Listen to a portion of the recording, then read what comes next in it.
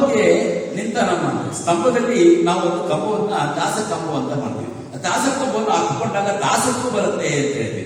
ದಾಸತ್ವ ಬರೋದ್ರಿಂದ ಭಗವಂತನಿಗೆ ಏನು ಅದರಿಂದ ಇಷ್ಟ ಆಯ್ತು ಅಂತಂದ್ರೆ, ಭಗವಂತನಿಗೆ ದಾಸನ ಕಂಡರೆ ಅತ್ಯಂತ ಪಂಚಪ್ರಾಣಗಳು ಒಂದು ಪ್ರಾಣ ಅಲ್ಲ, 5 ವಿಧದ ಪ್ರಾಣಗಳು ನಮ್ಮ ದೇಹದಲ್ಲಿರ್ತಲ್ಲ. ಹಾಗೆ ಭಗವಂತನಿಗೂ ಕೂಡ 5 ಪ್ರಾಣಗಳಿರ್ತವೆ ಅಂತ ಅನ್ಕೋಬೇಕು. ಅನ್ಕೊಂಡಾಗ ಆ 5 ಪ್ರಾಣಗಳನ್ನ ಪಂಚಪ್ರಾಣ ಅವ್ನು ಎಷ್ಟು ಇರುತ್ತೆ ಅಂತಂದ್ರೆ ಅಷ್ಟು ಪ್ರಾಣವನ್ನ ದಾಸರ ಮೇಲೆ ಇಡ್ತಾನಂತೆ. ಅದರಿಂದ ಅಷ್ಟು ಪ್ರೀತಿಯಿಂದ ಕಾಣ್ತಾನೆ. ಯಾರು?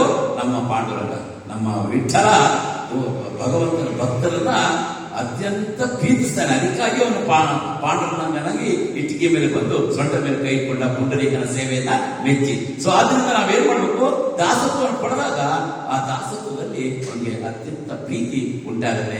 ಹೇಗೆ ಅಂದ್ರೆ, ಒಂದು 4 ಮಕ್ಕಳಿದ್ರೆ ಒಂದು ಸಂಸಾರದಲ್ಲಿ ಕಡೆಯವರ ಮೇಲೆ ಎಷ್ಟು ಪ್ರೀತಿ ಇರುತ್ತೋ, ಆ ಎಲ್ಲರೂ 3 ಜನ ಮೇಲೆ ಪ್ರೀತಿ ಇಲ್ಲ ಅಂತಲ್ಲ, ಪ್ರೀತಿ ಇರುತ್ತೆ.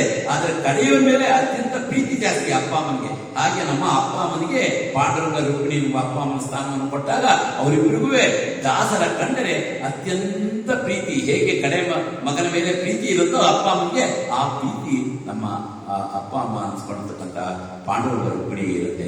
ಆದ್ರಿಂದ ದಾಸರ ಕಂಡರೆ ಅತ್ಯಂತ ಪಂಚಪ್ರಾಣ.